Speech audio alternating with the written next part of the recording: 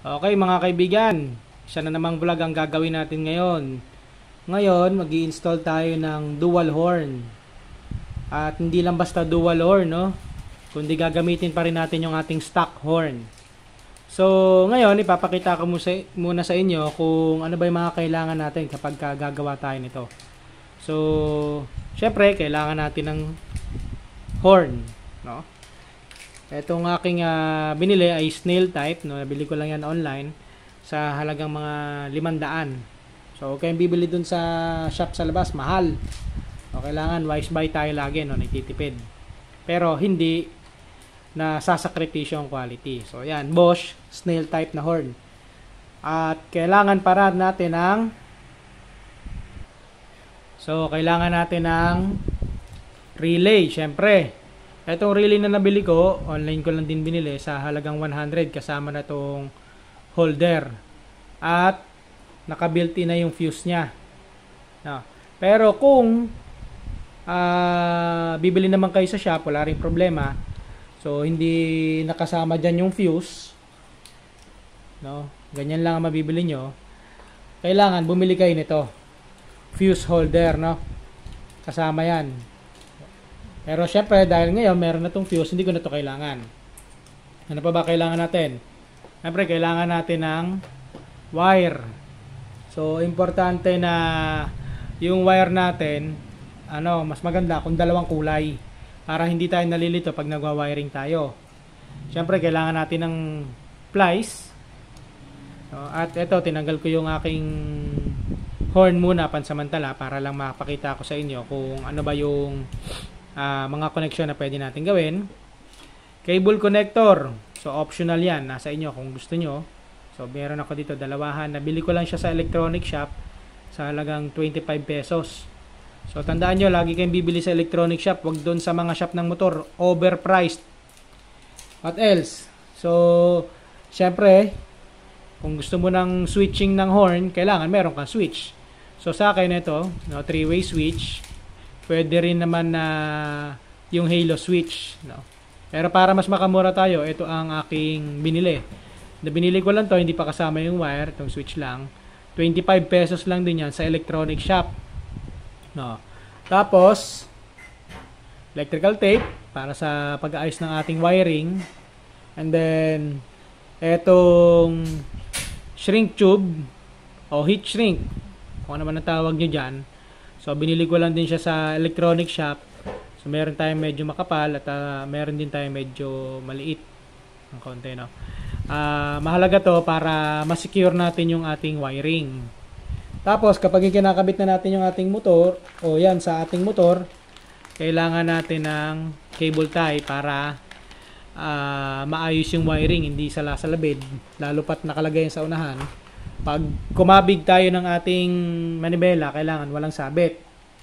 Ngayon, kailangan din natin ng drill at drill bit na 3/4. No? Kung wala naman kayo nito, wala rin problema. So, ang mahalaga, mabutasan natin ng maigi yung plastic. Pero, para sa sukat na itong switch na ito, 3/4 yan. 3/4 na. Ang tawag dito ay spade drill bit. So, kung wala naman kayo niya, pwedeng yung panghinang ang gamitin nyo. Pero mas malinis ang butas kapag ito ang ginamit nyo. Gunting, syempre, pamputol ng ating cable tie at ng mga wiring pa. So, dun muna tayo sa preparation. No? Babalikan natin yung ating ginawa dito. Puntaan naman natin yung preparation natin para dun sa ating motor. Ano ba yung kailangan na i-prepare natin? Lalo na yung ating motor ay Mio Soul I-125. So, kailangan may mga tanggalin muna tayo. Papakita ko sa inyo kung ano yan. Okay, pagdating naman sa motor natin na Mio Soul 125, so, tatanggalin lang natin itong fairings dito sa unahan, no? Dalawa lang ang tornilyo niyan. Yung isa nandito. So, nandito sa may likuran. At yung isa nandun naman sa may kabila. Tapos, iaangat nyo lang dito sa may unahan para matanggal nyo. Tapos, since yung horn natin ay isasabit natin sa gilid, no, dun sa ating signal lights, no, syempre kailangan tanggalin din natin yung cover dun sa signal light. Yan, so sa kaliwa, so, tanggalin nyo na muna yan. May tornilyo lang yan dito sa baba. Isa, dalawa, tapos yun nandito sa may unahan. Tapos, tatlo. Oh, sorry. 1, 2, 3, 4, 5. So, 5. Ganon din dun sa kabilang side natin. Yan. So, ito yung kabilang side. So, 1, tapos may unahan. Tapos, dito pa. 2, 3. And then, yun nandito. Ito. Wala sa focus. Kaya, 4, 5. Dito sa may baba. Yan. Okay. So, syempre, pag binuksan nyo yan for the first time, no, palagi yung madumi. So, syempre, pag gumawa tayo, gusto natin malinis muna eh.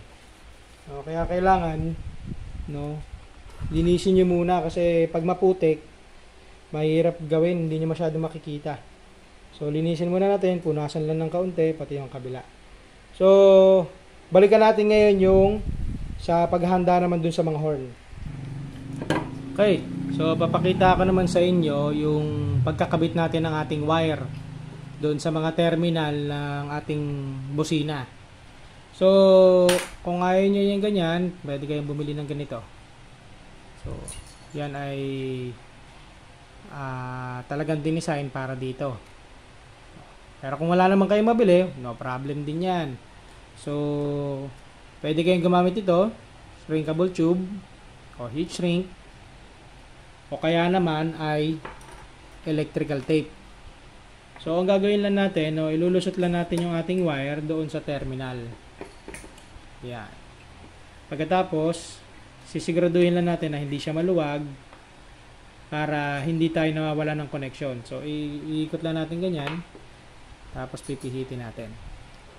So, mas maganda kung meron kayong gamit na long nose. Yeah. Yeah. Ikot nyo lang ng ganyan. Oops. Teka, ha? Bago palayam, kailangan ipasok nyo muna yung pasok nyo muna yung shrink tube na binili natin. At ginupit. Yan. Pasok muna yan dyan. So, yan. Bago natin ilusot. Medyo matigas tong wire na binili ko. Ginagamit ko. Kaya kung makakabili kayo ng mas malambot na wire, number 18, pwede na yun, no? Gamitin. So, pasok nyo lang ng ganyan. Yan. Tapos, siguraduhin nyo lang na maigpit. Yan. Para hindi siya mag-loose terminal kasi mawawalan kayo ng busina niyan. Mahirap yan, lalo na pag sa gabi. So, ipasok nyo lang ng ganyan. Yan. Yan. Yan. Tapos, tsaka nyo ngayon ipasok yung, pag maigpit na, kita nyo, ayan, oh, hindi na nagalaw masyado. Ipasok nyo ngayon yung shrink tube. Bakit ba tinawag na shrink tube? No? From the word itself, nagsishrink siya kapag nainitan. So, itulak nyo lang, lighter, no, pakay nyan, tapos, painitan nyo.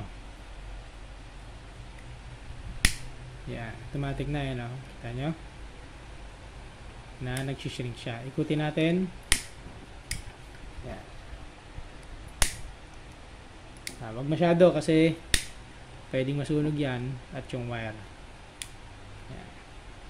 Importante na lagyan natin ng ganyan para at least ano siya, watertight. Hindi siya basta pasukin ng tubig kasi nandun to sa lagi sa ilalim ng mudguard eh. Malapit to dun eh. So, ganyan lang kasimple mga kaibigan ang pwede nating gawin, no? So, kapag natapos nyo na, pag ito, ginawa ko na to sa isa. So, inikot ko lang din yung wire tapos nilagyan ko ng shrink tube. Okay. So, i-ready mo lang yan. Yung dalawang yan. Pagkatapos, yung switch, so maganda, ganun din ang gawin mo. Inikot ko lang din yung wire. So, hapin lang na mas manipis yung wire na to, number 18. So, ipinasok ko lang siya dun sa loob. Pagkatapos, ininit ko sila. Ngayon, bakit kulay pala itong isa? Kasi yan yung pinaka-zero. No? Diyan naka-standby yung ating positive line. No? O diyan papasok yung ating positive line. Pag pinindot ko to, number 1, pwedeng ito yung aking maging number 1. Tutunog to. Pag pinindot ko yung terminal o yung switch ng busina, so So, tutunog to. Pag pinindot ko naman yung 2, ito naman yung tutunog. So, mamaya sa dulo ng aking video, papakita ko sa inyo yung diagram. So, i-ready nyo muna. Lalagyan nyo muna ng ganyan, shrink tube. At pagkatapos ay mamaya naman isasabit natin yung ating horn. So, ito, mas maganda kung magagawa nyo ng paraan, pwedeng sa dating posisyon pa rin. Pero kung hindi naman, hindi hanapan nyo kung paano siya may sasabit. As long as pag niliko mo yung manibela, hindi siya sasabit. Pero sa akin, dahil nga sabi ko nga kanina, pinagtanggalan ko na to, ang nakita kong diskarte, binutasan ko yung pinaka-horn. Wala namang problema dyan eh. So, para mas mabilis siyang isabit, hindi siya aalog-alog doon sa loob ng ating pairings, at the same time, klaro yung busina. Kasi pag ito napasandal maigi, so unang-una pwede rin siyang mag-cause ng grounding. So hindi siya gagana na maayos at baka masunog pa yung motor natin, yung wirings natin. Isa pa, no, kailangan hindi siya nakadikit para hindi ipit yung tunog, yung bang ngongo, para hindi maging ngongo yung tunog. Kaya nilagyan ko nito para diyan ko isinasabit yung aking cable tie. So unahin muna natin yung pagkakabit nito bago natin bago natin asikasuhin yung ating relay, yung pagkakabit sa ating relay. Okay, so punta tayo sa motor. Okay, so mga kaibigan, dito naman tayo sa motor natin. So sa manibela, nandito tayo sa may left side, no. Nandito nakaposisyon yung dati nating busina sa area dyan, no. So ngayon tinanggal ko na siya kasi kapag nilagay natin itong horn, masyado nang masikip. No. Ang ginawa ko, no, una, yung wiring muna, no, duksungan nyo muna. Yan. Para papupuntahin natin yan doon sa taas. Dito natin naayusin lahat ng wiring sa ibabaw, no. So ito yung nagbibigay ng power doon sa ating stock horn. So tinanggal muna natin yan. Kasi inilipat ko siya doon sa kabilang side kung saan mas maluwag. Kasi dito mayroong mga wiring masyadong masikip para sa area dito. So sinubukan ko kaya lang hindi talaga kaya. So nasan siya ngayon? Tingnan natin doon sa kami kabila. No. So ito. Punta ka lang yan sa kabila. So dito, no, kita nyo maluwag na maluwag. Ayun ngayon yung horn natin. Sinabit ko ron. So, kinable tie ko lang siya. Yun, dun sa area na yon. At yung wire, dito mapapakikita niya, mayroon niyang bakal dyan. Nagilid, no. Karap yan. Normal na, yan, no. Free to move yung ating stock horn. So, dito natin ngayon ipoposition sa may bandang ibaba yung ating Bosch na horn. So, yun naman ang hahanapan natin ng posisyon ngayon kung paano natin ikakabit. So, kita mo ayun na, nakasabit na. So, ready na siya. Kasi dun sa kabila, masyadong masikip. Kung masyadong masikip, hanapan nyo ng magandang pwesto. Sa akin lang yon. Nasa sa inyo pa rin kung saan nyo gusto ilagay yung inyong horn. Okay. So, kabit muna natin yung horn. At pagkatapos ay yung switch naman, yung mga wiring naman natin. No? So, nga pala, yung sa akin, nilagay ko yung aking switch dito sa gilid. Yan, doon ko ilalagay ang aking 3-way switch. Binutas ko yan ng 3/4 yung kaninang spade na drill bit natin. So, yan. Ingat lang kayo, huwag kayong basta-basta butas ng butas kasi kung titignan nyo, meron yan dong support to. So, ako ay nasa ilalim. So, suggestion ko lang yan. Yung namang isang yon, cellphone charger ko naman yun. Okay. So, ikabit na natin yung ating horn. Okay. So, ngayon naman, ikabit na natin yung ating Bosch na horn, no? Ito na yung mga wiring nila. So, 4, no? Ito, tinesting ko. Yan. Nakakabit. So, tanggalin muna natin ito. Makita nyo kung paano natin kinabit. So, ito, no? So, kung titignan nyo, napakasikip kasi ng area na to, no? Tapos, yung isa pa, kailangan yung fairings natin dito, yung signal light, hindi tumama doon sa ating horn. Tapos, kapag lumiliko tayo, kailangan hindi rin tatama. So, tingnan nyo naman yung clearance na yan, no? Parang nasa 1 cm lang ang clearance. So ang ginawa ko, no, pinagkasya ko siya dun sa sa loob. So ito yung stock horn natin. Tapos yung pinaka handle ng ating horn, no, kinable tie ko, sinabay ko dun sa bakal dun. Meron bakal dun na pag ganun yung parang par letter L siya. Tapos yung isa, kinable tie ko rin dito, and then dito. So ang ano lang yan, kailangan medyo hindi masyadong sikip, kasi pag masyadong sikip hindi makaka-vibrate yung ating horn, no. Ipit yung tunog, ngongo. Tapos kinable tie ko na yung wire doon, yan, paakyat. So kita nyo naman, no. So yan ay first time ko lang nang ginawa yan dito, no, sa ganyang posisyon. So nasa inyo rin kung paano nyo ipoposisyon na maganda yan, as long as hindi may ipit yung ating horn, hindi sasama o hindi tatama sa fairings, at the same time pag kumabig kayo kahit sagad, no, hindi siya tatama dun sa ating horn, no. Di baling maliit ang clearance kasi talaga na masikip no. Sa kabila naman, tingnan naman natin yung kabila. Yan. Ito, kinabit ko na rin muna yung fairings. So tanggalin muna natin. So ito naman siya, no. So kung titignan nyo siya, yan. So yun, naka-cable tie din yung ating pinaka holder ng busina doon. Tapos dito nakatapat yung ating busina, kasi kahit paano hindi siya papasukan ng dumi, kasi pag nabasa nagiging ngongo So ingatan nyo na hindi siya nakaharap dito. Tapos kinable tie ko rin dito, at saka dito binutas ko yung fairings. So maliit na naman, hindi naman yan masyadong masailan. Tapos ito yung wirings natin, yan, dumiretso na rin siya paakyat, papunta na rin dito. So ito yung sa busina, ito naman yung sa ating supply, power supply, no. Ngayon naman naayusin na natin dito sa relay natin. Pero bago yon, kabit nyo muna yung fairings, yan, tapos subukan nyo erekta din sa wiring, sa battery, sa positive tsaka sa negative. Tignan nyo kung tutunog ng maganda. Ngayon kung tumunog na maganda, fix nyo na ngayon yung ating fairings dito sa may gilid na. Okay, so relay naman tayo, at saka yung sa switch natin, no? Yung switch natin doon sa may butas na yan. Okay.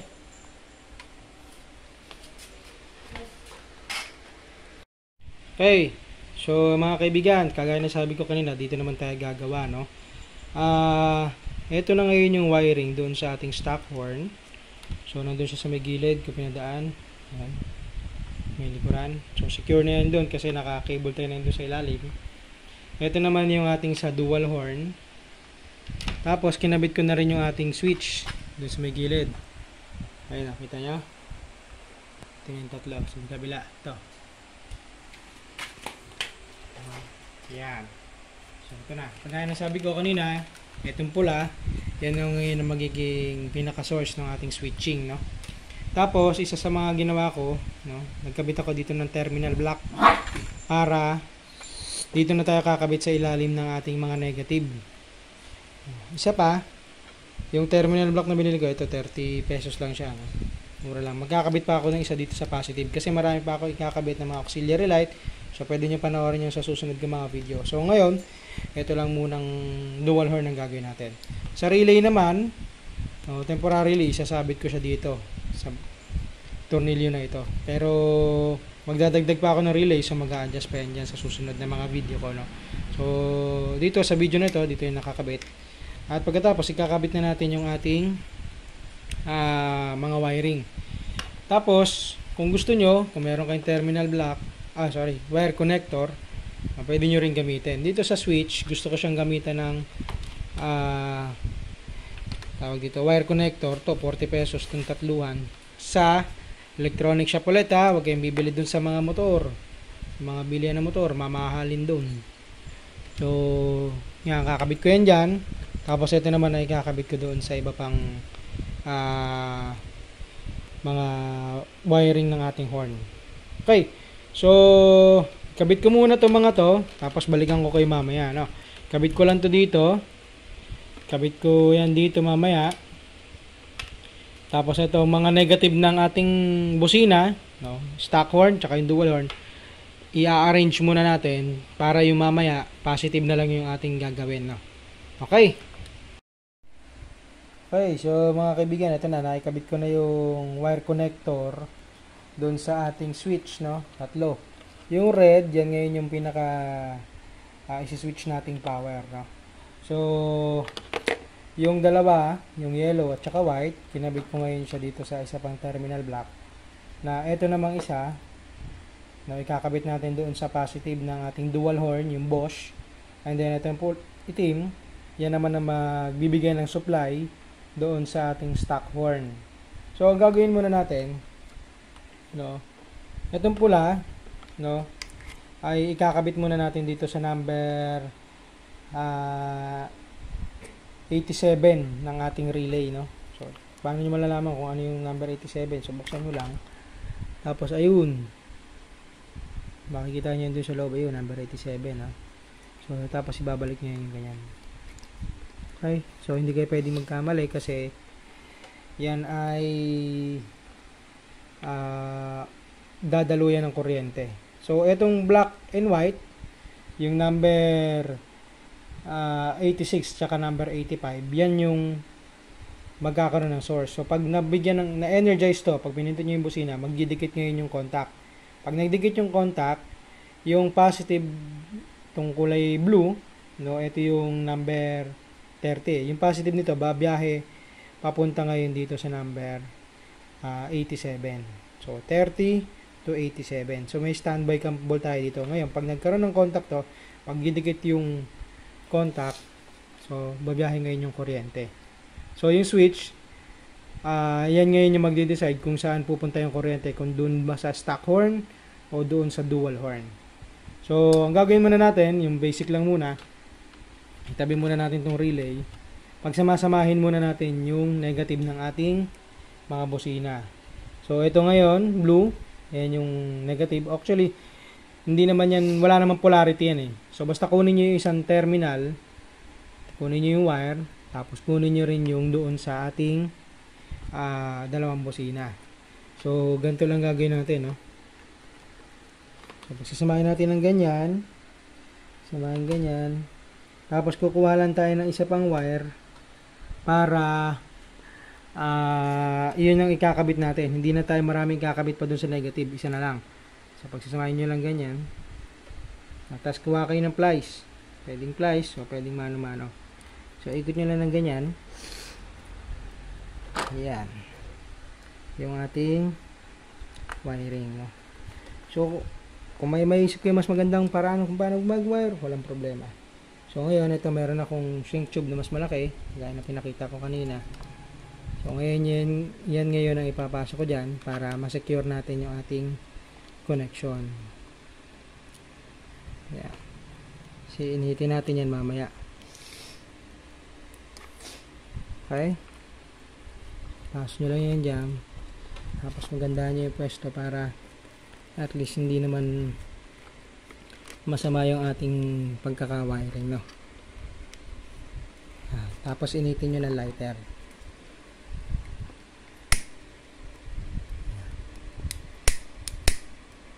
Napakahaba ang aking shrinkable tube. Ayan, hanggang sa mag-shrink na siya. Yeah. So, lagay nyo lang yan dyan sa tabi. Mamaya, pagsasamahin din natin kasi dalawang busina natin nasa magkamila, yung parehong Bosch, no? Pagsasamahin naman natin ngayon yung dalawang positive noon. Yun ngayon yung ikakabit natin dito sa switch. Yan, yan, yan. Tapos ito namang isa ay dun sa ating stock horn.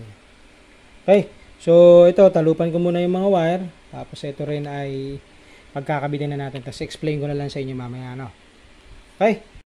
Okay, so mga kaibigan, nakikabit na natin ngayon yung positive. Ito ngayon yung positive ng, actually hindi nga isang positive, isang wire. Ito yung galing sa isang Bosch na horn. Ito naman yung sa kabila. At pagkatapos, kinabit natin siya ngayon dun sa isang wire ng ating switch. So papakita ko sa inyo mamaya yung diagram, no. Tapos ito namang isa sa switch pa rin. papunta naman siya dun sa ating stock horn. Yan. So, ngayon, pagdating naman sa ating relay, ito, no, kagaya ng natira natin kanina, itong dalawang to, ito ngayon yung power supply ng ating stock horn dati, which would be going sa ating relay. Yun ay itong black at saka itong white. So, yan ngayon yung number 86 at saka number 85. So, 85, 86. So, pagdidikit sila ngayon dalawa. Babiyahin ngayon yung power from positive, number 30 ito. Yan, number 30. Rekta yan sa battery. Going sa ating switch. Yan, kaya itong kulay red, no? Ngayon, yung switch natin, yun ngayon na magdedetermine kung saan dediretso yung ating power. Either doon sa dual horn, yung Bosch, or doon sa ating stock horn. So, ikabit nyo, wag nyo kalimutang ikabit yung negative ng ating, o yung isang terminal ng ating mga horn, no? Dito. Okay. So, mamaya na natin i-fix yan. Pakita ko lang sa inyo kung paano mabait, no? Ito, kakabit ko yan dito eh. So, ngayon, start natin ngayon yung ating motor. Okay. So, sabi ko nga kanina, i-start na natin yung ating motor kahit hindi na natin i-on yung ignition, no? So, on nyo lang. Yan. So, may power na tayo. So, ngayon, tatry natin yung ating busina. Pag naka-off siya, yan, hindi siya naka 1 o number 2, maririnig nyo lang yung relay na papalo. Yan, rinig nyo ba? Yan. So, ngayon, stock horn. Yan. Dual horn, lipat nyo sa number 2. Okay. So, success yung ating dual horn setup. So, dito, ayusin na lang natin yung wiring natin dito. Ito, ayaw ko pa kasing tapusin siyang maigi. Gawa ng magkakabit pa ako ng 3 pang relay eh. Para doon sa aking pa mga gagawing video sa susunod. Para doon sa akin namang auxiliary light, no? Okay. So, kung wala naman kayong gustong idagdag, ayusin nyo na lang yung inyong wiring. So, ang gagawin ko pa dito, ito, lagay ko dyan. O, dadagdag ako ng ganyan dito, no? Okay. So, pag may tanong kayo, comment lang kayo sa ibaba, no? Okay. Maraming salamat at pasensya na kung medyo naguluhan kayo. Pero, pagkatapos ng video na ito, ipapakita ko sa inyo yung diagram. Maraming salamat, mga kaibigan!